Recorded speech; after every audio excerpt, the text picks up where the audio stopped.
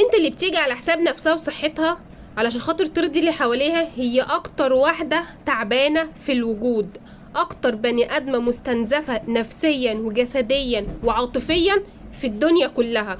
محدش بيفكر فيها، محدش بيشيل همها، دايما كله شايف ان هي حاجة مركونة على الرف، وقت ما نحتاجها هنلاقيها. ما بتزعلش، ما بتتضايقش، ما بتقولش لأ.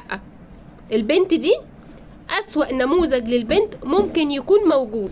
بتصحي من النوم دايما مجهدة وتعبانة، حتى لو نمتي ساعات كفاية دايما شايلة هم الناس اللي حواليكي ونفسك دايما آخر واحدة بتفكري فيها. لو ده بيحصل معاكي تابعي الفيديو ده للنهاية، بجد هتستفيدي قوي. اننا بيقع فخ البنت اللطيفة زيادة عن اللزوم، البنت اللي هي الكيوت، اللي هي ما بتقولش لحد لا على حاجة، البنت اللي هي دايما كل لما حد يشوفها ويطلب منها طلب تقول له حاضر، نعم، اللي انت عاوزه. ما اقدرش اقول لا، ما اقدرش اتعامل مع نفسي كأن انا واحدة ليا استحقاق، من حقي اقول من حقي اقول لا. انت اللي بتيجي على حساب نفسها وصحتها علشان خاطر ترضي اللي حواليها هي اكتر واحدة تعبانة في الوجود، اكتر بني ادمة مستنزفة نفسيا وجسديا وعاطفيا في الدنيا كلها. محدش بيفكر فيها، محدش بيشيل همها، دايما كله شايف ان هي حاجة مركونة على الرف، وقت ما نحتاجها هنلاقيها. ما بتزعلش، ما بتتضايقش، ما بتقولش لأ.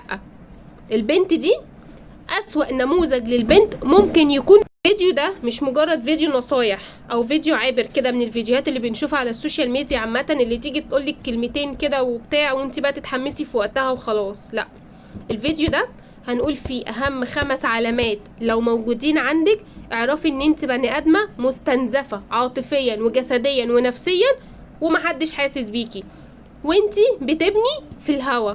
وكملي الفيديو للنهاية، لان احنا في اخر الفيديو هنقول ازاي تحمي نفسك وتحمي طاقتك وسلامك النفسي من الاستنزاف، ازاي تقدري تبني لنفسك شخصية وكيان مستقلين وخاصين بيكي، ازاي تعرفي تقولي لا من غير ما تحسي بذنب، من غير ما اللي حواليكي ما يتضايقوا، من غير حتى ما يلاحظوا ان انتي اتغيرتي.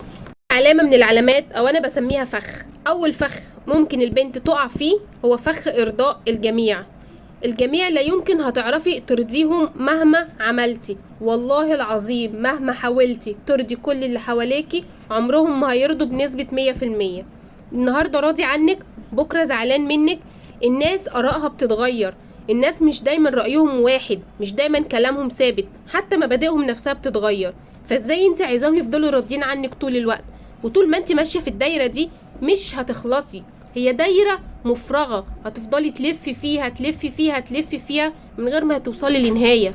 مثلا انت واحدة من الناس تعبانة في شغلك او طلعان عينك ومش حاسة ومش قادرة ومش عارفة تستوعبي كمية التعب اللي انت فيها سواء كان الجسدي او الضغط النفسي اللي انت بتمري بيه في شغلك.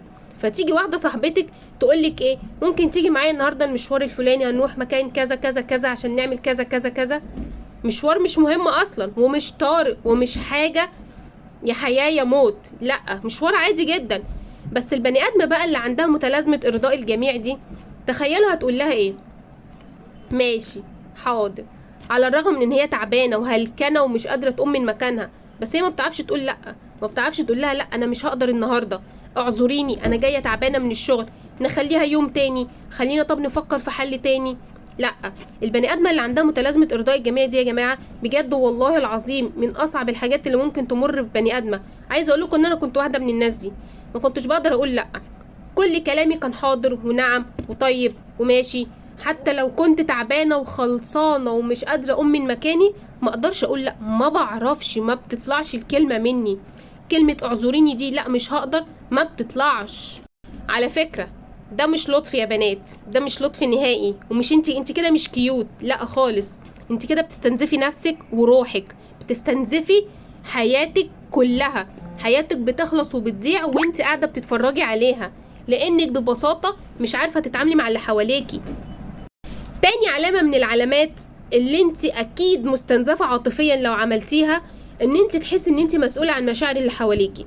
يعني انت مثلا قاعده في مكان في مشكله بين 2 موجودين في نفس المكان، انت شخص مالكيش علاقه، انت لا انت مسؤوله هنا ولا مسؤوله هنا، انت مش طرف في اي مشكله، لكن احساسك بان انت مسؤوله عن مشاعرهم هما الاتنين هو اللي بيخليكي عايزه تصلحي الدنيا، تلطفي. على فكره هو مش غلط ان انت تصلحي بين 2، لكن الغلط ان انت تحسي ان انت مسؤوله عن مشاعرهم، ان انت المفروض تخليهم يبقوا مبسوطين، يبقوا فرحانين. انت لو عملتي كده والله انت اللي هتتعبي، مش حد تاني. انت مش مسؤولة عن مشاعر اي حد في الدنيا دي غير نفسك وبس. حتى اقرب الناس ليك انت مش مسؤولة عن مشاعرهم، مش مسؤولة ان انت تصلحي الاحساس الوحش اللي جواهم. ربنا امرك ان انت تحاولي تلطفي تقولي كلمتين حلوين، لكن مش تبقي حاسة بالذنب ان هم حاسين بكده. ده من ابشع الحاجات اللي ممكن بجد بني ادمه تحط نفسها فيه. طلعي نفسك بره الدايره دي، انت مالكيش علاقه، مش انت المسؤوله عن مشاعرهم هما الاتنين، سواء كان ده او ده. حتى لو واحد زعلان من موقف تاني في حياته وشافك مثلا ومتضايق عليكي ومتعصب عليكي، يقولك معلش اصل والله حاصل كذا وكذا. طب انا مالي؟ انت متضايق من موقف معين، انا ذنبي ايه؟ ليه بتحطني في الدايره بتاعتك؟ متضايق، هقدرك وهشيلك على عيني وعلى راسي وهراعي ظروفك، بس ما تعاملنيش وحش. مش انا المسؤولة عن مشاعرك دي، روح شوف مين الشخص اللي كان مسؤول عن مشاعرك دي وتعامل معاه، انا ماليش دعوة. تالت فخ ممكن تقع فيه البنت اللي فاكرة نفسها لطيفة وكيوت، ان هي ما بتعرفش تعبر عن احتياجاتها الشخصية. مثلا تبقى خارجة مع واحدة صاحبتها مثلا، او في جروب مع مجموعة كبيرة مثلا، كل واحد فيهم طلب الطلب اللي هو عاوزه.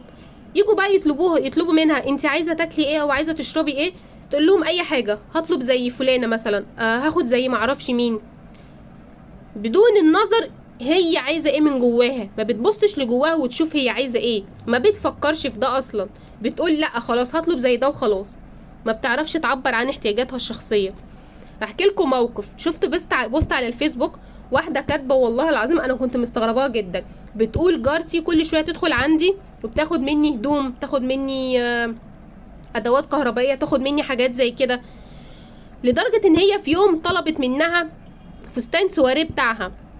فبعد البنت ما قالت لها خلاص ماشي اتفضليه انا مش محتاجاه وما اعرفش ايه وهديهولك في اليوم دوت وبتاع، البنت اكتشفت ان هي عندها مناسبه في نفس اليوم ومحتاجه تلبس الفستان ده علشان ما فيش حاجه على مقاسها غيره. فمش تروح بقى مثلا لجارتها دي وتقول لها معلش سوري انا اسفه انا اكتشفت ان انا عندي مناسبه في اليوم ده فوالله مش هقدر اديهولك، لا، راحت قايله لها ايه، اتفضلي يا حبيبتي الفستان، ولا انا مش محتاجاه انا مش محتاجاه. هي ما بتعرفش تقول يا جماعه على احتياجاتها الشخصيه، ما بتعرفش تعبر عن الحاجه اللي هي عاوزاها، ودي من اصعب الحاجات اللي ممكن تقابل اي واحده في الدنيا.